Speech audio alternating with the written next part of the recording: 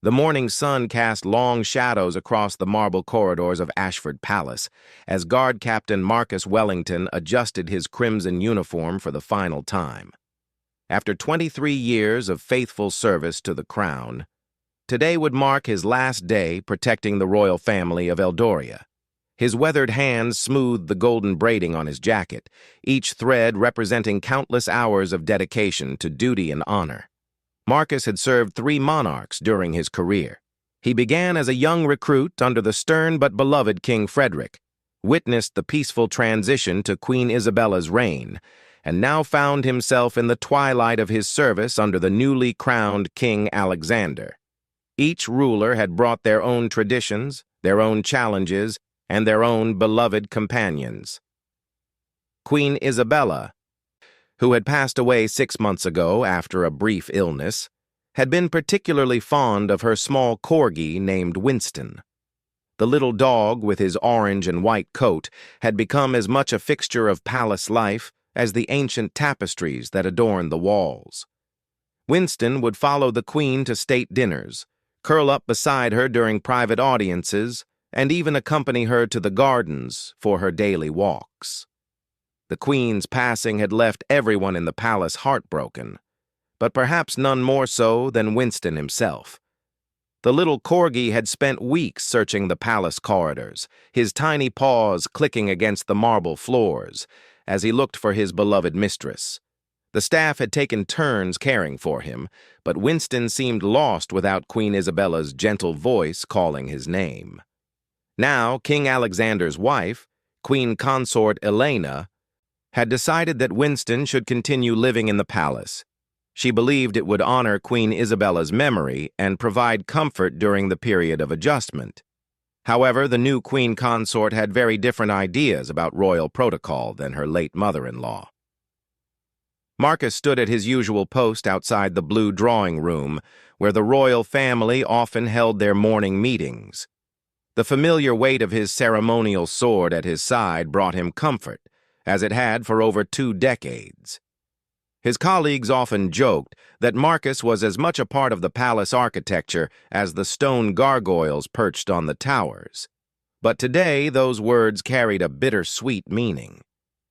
Through the ornate doorway, Marcus could hear animated conversation between Queen Consort Elena and her ladies-in-waiting. The topic, as it had been for weeks, was the upcoming state visit from the Kingdom of Valenhall. Preparations were intense, and every detail had to be perfect to maintain Eldoria's reputation for impeccable hospitality. "The security protocols must be reviewed again," came the Queen Consort's voice, crisp and authoritative. "And we simply cannot have distractions during the formal ceremonies." Marcus knew what this meant. Winston, despite his small size, had become something of a concern for the queen consort. During the previous month's diplomatic reception, the little corgi had wandered into the ballroom and caused a minor stir when he began begging for treats from the ambassador's wife. While the incident had actually charmed the guests and created a moment of warmth during an otherwise formal evening, Queen Consort Elena viewed it as a breach of proper decorum. The heavy doors of the drawing room opened, and Marcus straightened his posture instinctively. Queen Consort Elena emerged, her emerald dress rustling against the marble floor. She was an elegant woman with sharp features and an air of efficiency that had served her well in her previous role as a diplomat before marrying into the royal family. "Captain Wellington," she said, her voice carrying the authority of her position. "I trust you are prepared for the security briefing this afternoon?" "Yes, Your Majesty. All protocols have been reviewed and updated according to your specifications." Marcus maintained his professional demeanor, though something in the Queen Consort's expression suggested this conversation would extend beyond routine security matters. "Excellent. There is one additional matter I wish to discuss with you." The Queen Consort glanced around the corridor, ensuring they would not be overheard. "As you know, the state visit requires absolute precision in all matters of protocol. We simply cannot afford any unexpected interruptions." Marcus nodded, though he sensed where this conversation was heading. I have made arrangements for Winston to be relocated to a lovely country estate owned by my cousin. He will be well cared for, and the change will be beneficial for everyone involved. The Queen Consort spoke with the tone of someone who expected no opposition to her decision. I understand your concerns, Your Majesty, Marcus replied carefully. However, I believe King Alexander has not yet been consulted about Winston's relocation. A flash of irritation crossed the Queen Consort's features. The king has many pressing matters to attend to. This is a household management decision, and I am quite capable of making such determinations. Marcus felt the weight of his years of service pressing upon him. In all his time at the palace, he had learned when to speak and when to remain silent. But something about this moment felt different. Perhaps it was the knowledge that his retirement was imminent, or perhaps it was the memory of Queen Isabella's gentle smile as she scratched behind Winston's ears during countless quiet afternoons. With respect, Your Majesty, Winston was Queen Isabella's constant companion. Perhaps His Majesty would prefer to make this decision personally. The Queen Consort's expression hardened. Captain Wellington, I appreciate your dedication to the royal family, but you must understand that times change. New circumstances require new approaches. At that moment, as if summoned by the conversation about his fate, Winston appeared at the end of the corridor. His small form moved with less enthusiasm than in the past, but his tail wagged hopefully when he spotted Marcus. The little Corgi had always been friendly with the palace guards, often seeking attention when the royal family was occupied with official duties. Winston trotted forward, his paws making their familiar clicking sound against the marble. He paused beside Marcus, looking up with brown eyes that seemed to hold a deep sadness. The guard captain felt his resolve strengthen as he looked down at the small creature who had brought so much joy to Queen Isabella's final years. Your Majesty, Marcus said quietly, I believe this matter deserves careful consideration. The tension in the corridor was almost visible as Queen Consort Elena regarded Marcus with growing displeasure. Winston, seemingly unaware of the discussion about his future, had settled himself beside the guard captain's polished boots, finding comfort in the familiar presence. Captain Wellington, the Queen Consort said, her voice taking on a sharper edge, I'm afraid you misunderstand your position. This is not a matter for debate.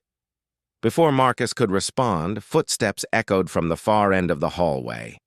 Lady Margaret Ashworth, the palace's head housekeeper and a woman who had served the royal family for nearly 4 decades, approached with her usual brisk efficiency.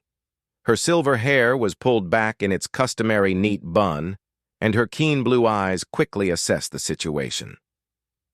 Your Majesty, Lady Margaret said with a respectful curtsy, forgive the interruption, but I was looking for Winston.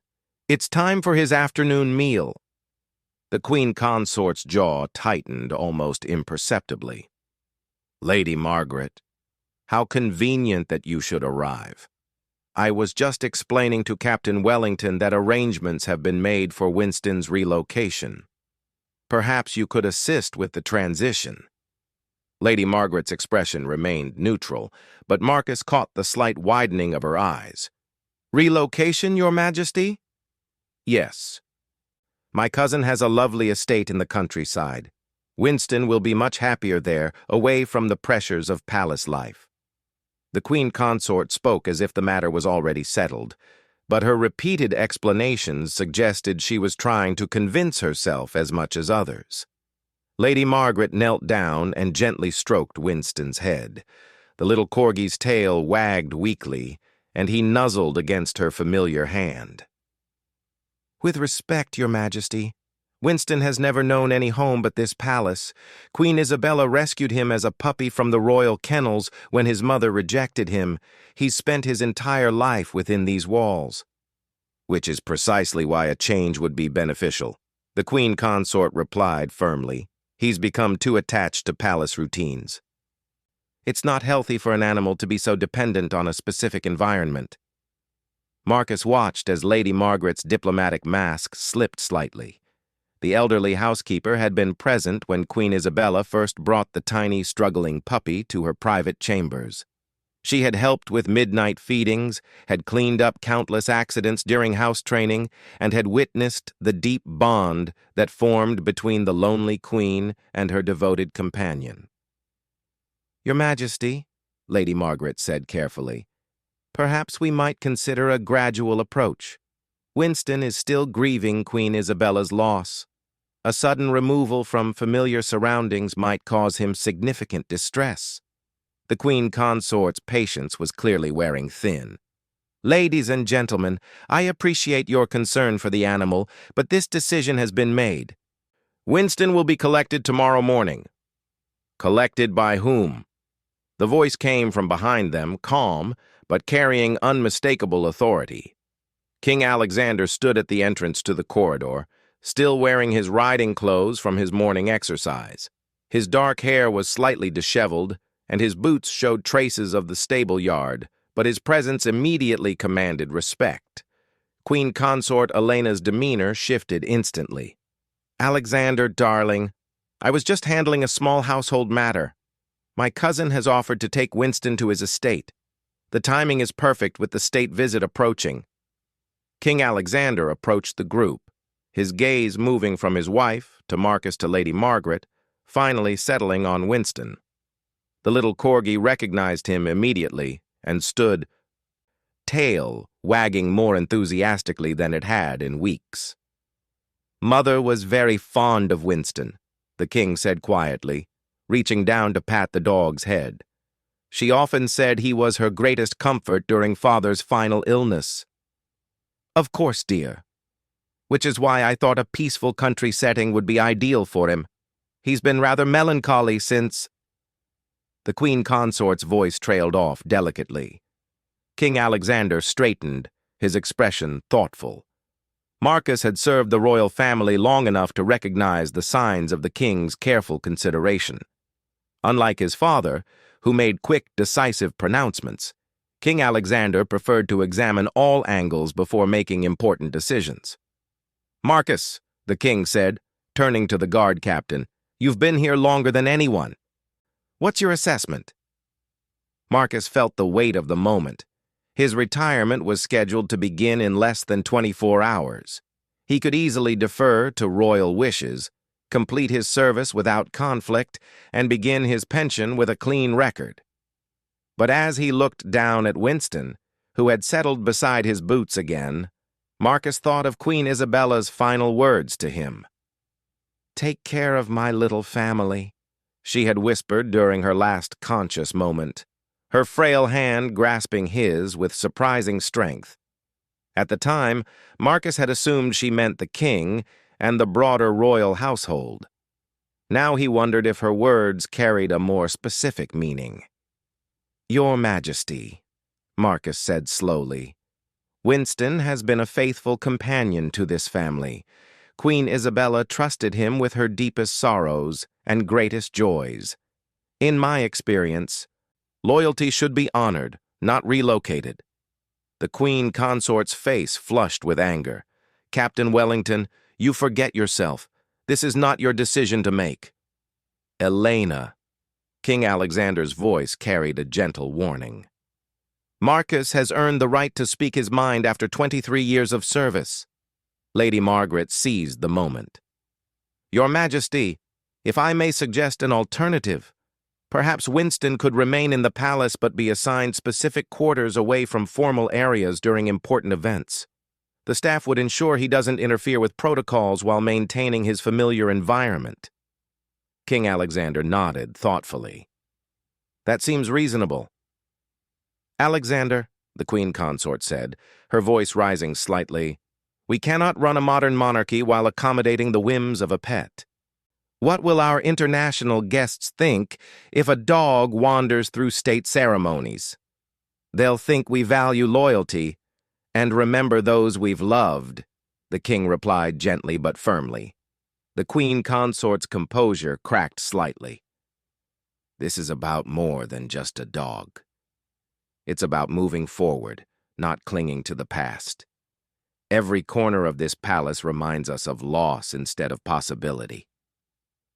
Marcus understood then that the Queen Consort's urgency about Winston went deeper than protocol concerns. She was struggling to establish her own identity in a place filled with memories of her beloved predecessor.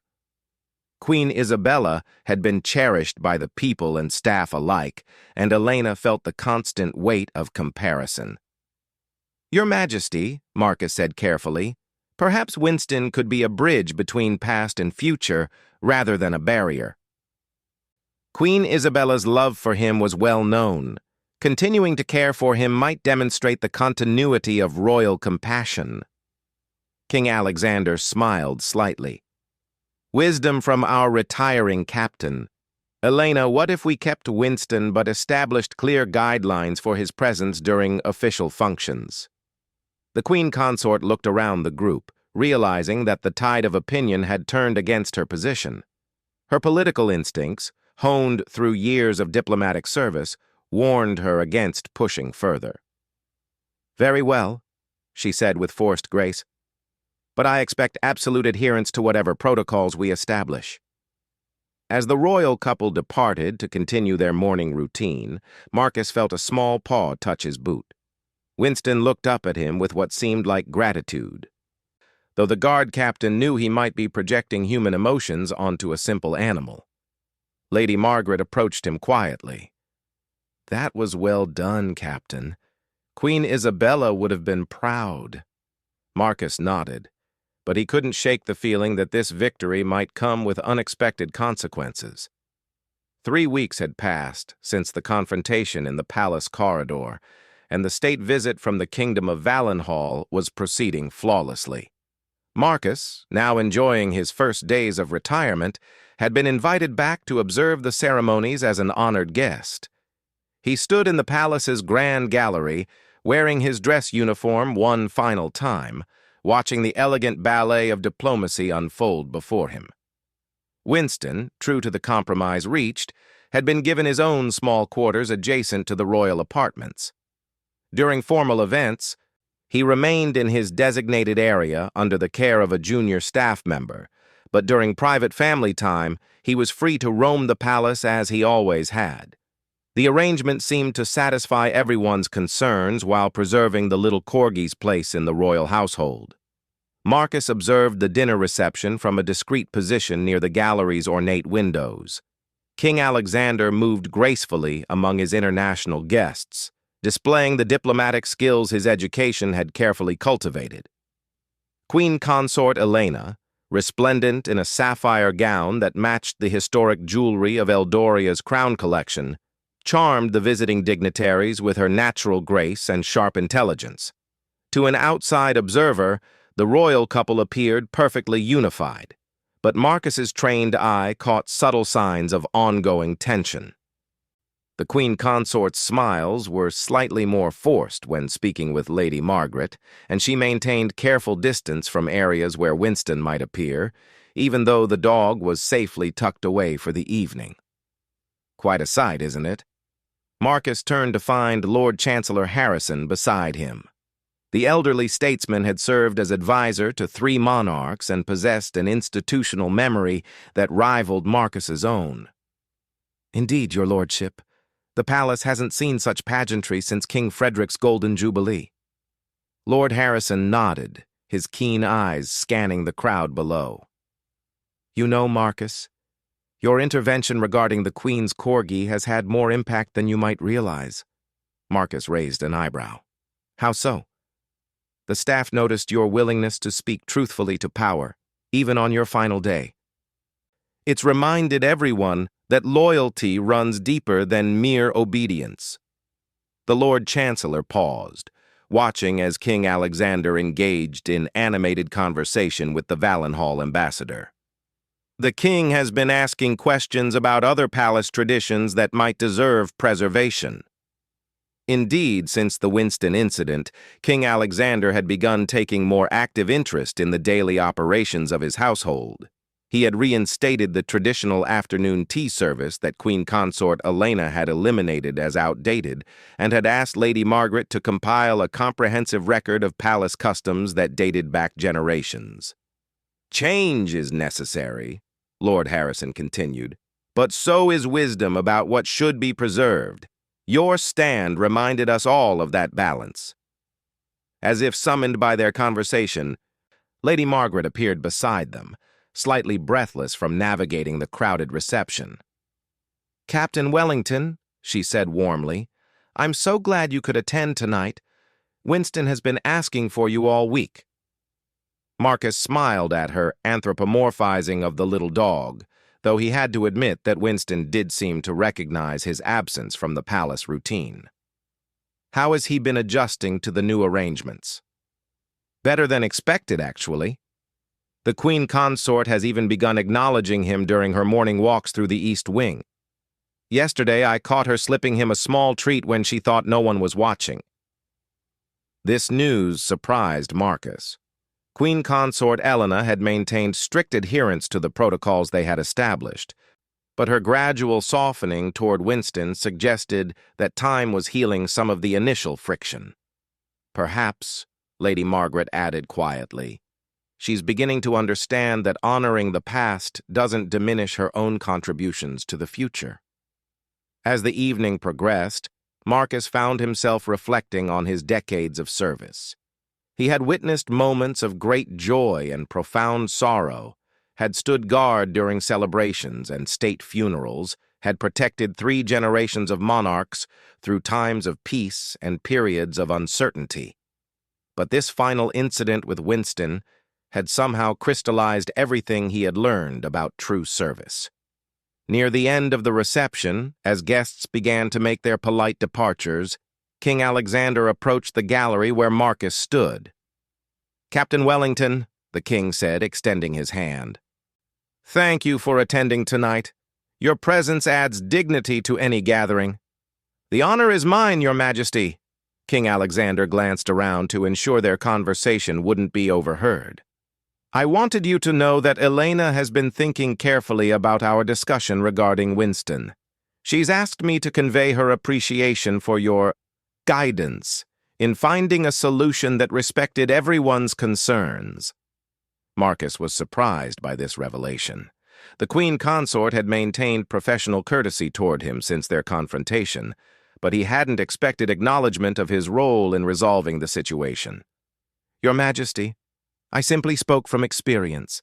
The palace has always been stronger when it honors both tradition and progress."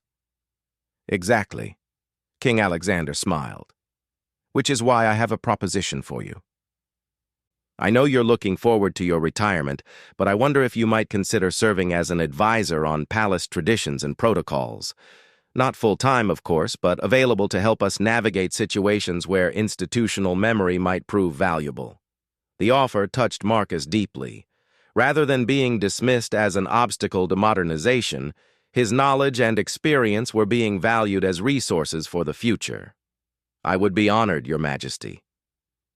Later that evening, as the last guests departed and the palace settled into its nighttime quiet, Marcus made one final walk through the corridors he had protected for so many years.